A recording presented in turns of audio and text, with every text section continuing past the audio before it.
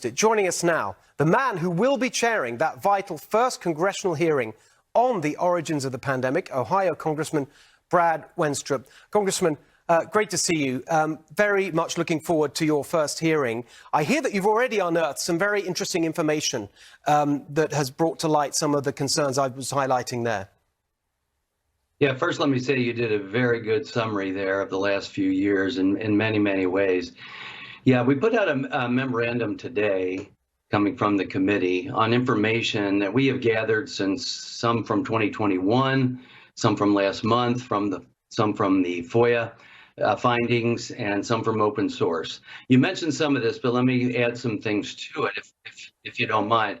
So you mentioned how Christian Anderson said at the end of January 20 that this thing looks engineered, which prompted Fauci then to go on, if I can use the term, high alert, contacting his deputy. And he shared with them the article from 2015 where Ralph Barrick of North Carolina had created a chimera with Dr. Zhengli Shi or Shi Zhengli in China.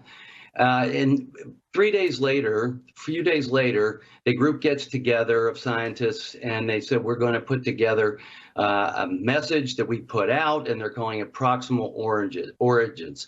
And in our findings most recently, we have seen comments that were made through the documents that we received that this whole idea was prompted or steered, if you will, by Dr. Farrar, Dr. Fauci, Dr. Collins. Yes. That was February 4th. Now, February 8th, there's a comment by Dr. Anderson who said, my main focus is to disprove the lab theory. And the question is, why? Yes. And then in April, Collins emails Fauci and says, this didn't do enough. It didn't do enough to put down the lab theory. So Dr. Fauci, the White House lawn, says it came from nature. They discussed that there are some sequences similar to some of the viruses, coronaviruses, in nature, like from pangolins. But then privately, they use that as the answer to the public. But then privately, they're saying there's no evidence that that sequence or the pangolin coronavirus is related to COVID-19. June 1st, Peter Daszak, EcoHealth Alliance, funding the coronavirus research in China through the NIH grants that he receives. Thanks, Anthony Fauci, for coming out and saying that. Now, in 2012, Fauci said he was all for this type of research. Yes. And he was even asked in an interview, isn't there a danger to this? Couldn't it get out of a lab and create a pandemic? And he felt that the benefits outweighed the risk. Okay, that's his opinion. But now we have a problem, and we understand that there were certainly were reasons that many scientists felt they should be doing this type of research. Why we're doing it in China is another question. Can I ask? The real question, too, Steve, is what's their motive? What is their motive now to say it couldn't be from the lab? Well, is it politics? Is it personal?